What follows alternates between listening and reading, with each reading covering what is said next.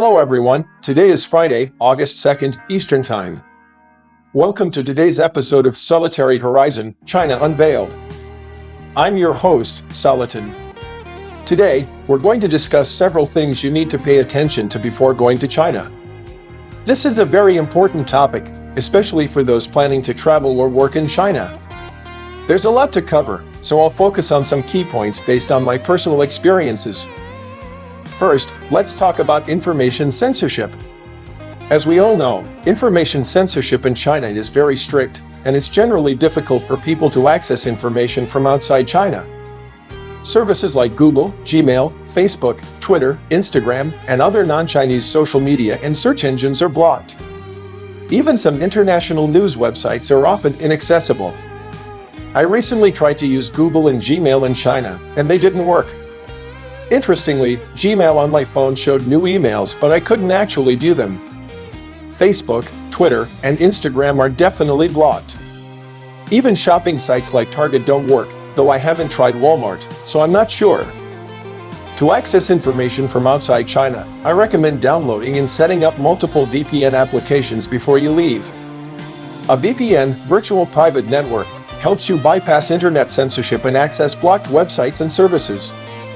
Although using a VPN in China is a legal gray area, it's one of the main ways to get external information. When choosing a VPN, pick a reputable service that works well in China.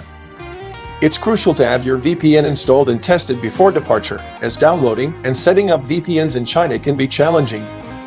I recently used ExpressVPN, which I used frequently before, but it performed poorly in China. Connecting was difficult, and even when connected, it didn't work. It seems China's firewall has been upgraded. I recommend trying other VPN services, as most VPN providers no longer have servers in China. To ensure email communication remains smooth, you might want to set up accessible email services like Outlook, Yahoo, or Chinese services like QQ Mail or 163 Mail.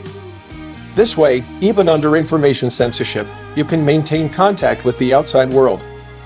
If you rely on specific online services like Dropbox or Google Drive, back up important files beforehand, as these services may not be accessible in China. My experience is that email reception is generally okay, especially if you use Outlook for company emails. The Chinese authorities seem to avoid fully blocking Outlook, as it would cut off business communications and generate significant opposition. For backup purposes, I recommend using 163 Mail, which I find reliable. However, 163 Mail requires a Chinese phone number for registration, which could be a hassle if you don't have one. Historically, information control is not unique to China.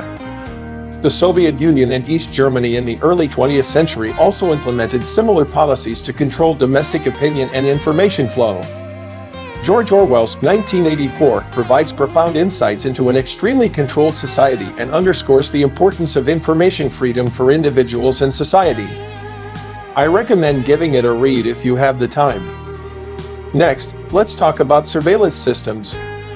In China, public places, transportation, commercial areas, and residential neighborhoods are filled with surveillance cameras. The government claims these cameras are necessary for maintaining security and public safety. According to incomplete statistics, there are now over 2 billion officially connected cameras in China. With a population of 1.4 billion, this means nearly 2 cameras per person, so your activities in China will be closely monitored wherever you are. Foreigners arriving in China are required by law to register their personal information at the local police station or with residential management within 24 hours. This registration is a legal requirement, and failing to register could cause problems when leaving the country. The foreign registration system in China has been in place for many years but has often been a gray area, with most foreigners not registering. It was actually very cumbersome to register and rarely enforced. However, there have been recent changes, and many people have encountered issues leaving China without registration. I recommend registering when in China if possible. Regarding surveillance, it's important to note that you should avoid taking photos or videos in sensitive areas or important locations, such as government offices and military facilities. These places often have strict restrictions on photography, and violating these rules could lead to unnecessary trouble. Even at tourist attractions, Be mindful of signs prohibiting photography and adhere to the rules. With the Chinese government's extensive promotion of anti-espionage laws, the public is quite sensitive about this. If you appear to be a foreigner, even if you look Chinese or are Chinese yourself, be cautious when taking photos, especially near sensitive areas, to avoid unexpected problems. In terms of privacy, be particularly cautious. While most reputable hotels should not have privacy issues, some budget accommodations in small inns might have illegally installed hidden cameras. Before checking in, use professional equipment or apps to check for hidden cameras in the room, such as in sockets, smoke detectors, and mirrors. There are specialized devices available to detect hidden cameras. Consider bringing one with you. Although some might think hidden cameras are far-fetched, recent news indicates they are quite common in China. It's always better to be cautious. If purchasing professional equipment is too cumbersome, you can use simple methods to check for hidden cameras. For example, use your phone's camera and flashlight to inspect suspicious areas in the dark. If you see reflective points, it might be a hidden camera. Also, check all electrical appliances and fixtures for unusual modifications. The widespread use of surveillance technology in modern society has sparked much discussion.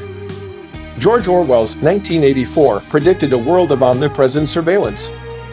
Today, we should find a balance between technological advancement and privacy protection. Interestingly, China does have its own version of Big Brother, as many are likely aware. Though this might be more than one individual's responsibility, the current level of surveillance in China likely exceeds what Orwell described in 1984. Let's discuss payment methods. In China, Alipay and WeChat Pay are the primary payment methods, and almost all purchases, dining, and transportation are done via mobile payments. While this greatly benefits locals, it can be challenging for foreigners. Foreigners need a Chinese phone number and a Chinese bank account to use these payment methods, which can be a cumbersome process. For short-term visitors, obtaining a Chinese phone number and bank account in a limited time is nearly impossible. It's a good idea to carry a certain amount of cash in RMB in multiple payment methods, including cash, credit cards, and traveler's checks. In some international stores and hotels in major cities, Visa or MasterCard might be accepted, but this is limited.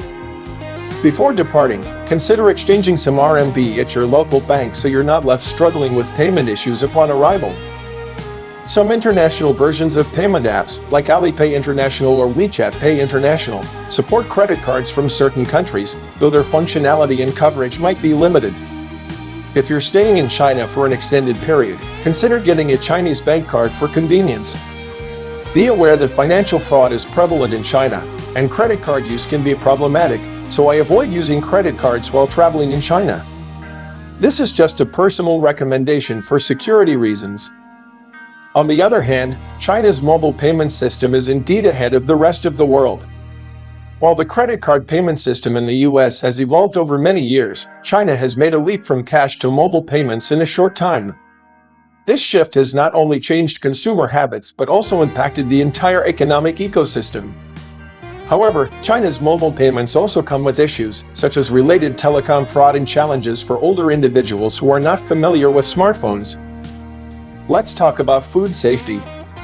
Although Chinese cuisine is famous worldwide, food safety issues cannot be ignored, especially with street food in small restaurants where hygiene conditions may be poor. From my own experience, a friend who owns a restaurant in China invited me to dine and visit their restaurant, including the kitchen. By Chinese standards, the kitchen was decent, but I found the hygiene situation concerning. I won't go into details, but the meal was uncomfortable, though it was hosted by a friend, so I didn't complain much. If you need more context, look up recent food safety issues in China online to get an idea. Food safety in China is a systemic issue that can't be solved overnight. When in China, choose reputable restaurants with good hygiene standards. Check online reviews and ratings to avoid street vendors. Also, try to avoid raw foods, especially raw seafood and meat. For drinking water, opt for bottled water or filtered water. While tap water in most cities meets drinking standards, it's safer to be cautious, especially in smaller cities or rural areas. When dining out, observe the restaurant's environment and hygiene. If you see a dirty or disorganized kitchen or unclean utensils, it's best to choose another restaurant. You can also ask local friends or hotel staff for recommendations on trustworthy places. Finally, let's discuss security. With the recent economic downturn in China, rising unemployment, and increasing social instability, some young people influenced by extreme opinions may hold prejudiced views against foreigners, potentially leading to unfriendly attitudes. China's employment situation is dire, especially for youth. Official youth unemployment rates exceeded 20% earlier this year, and recent data is no longer published. During my visit, I noticed many young people loitering during the day, a phenomenon I hadn't seen before. This is just my observation, and safety should always come first. Economic trends suggest that the situation may worsen, and overall prospects seem bleak.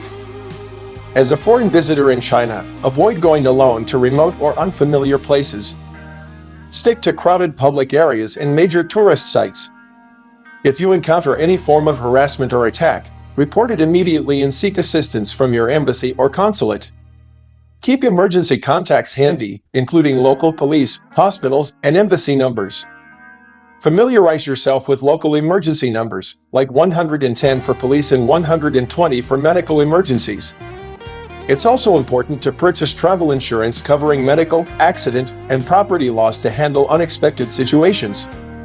For those not fluent in Chinese, knowing some basic phrases for asking directions, ordering food, and shopping can make your trip smoother. If possible, learn some simple Chinese or download a translation app to help with communication. That's all for today's key points you need to know before going to China. I hope this information helps you prepare better for your trip. If you have any questions or need more specific advice, let me know in the comments. Thanks for watching, and see you next time.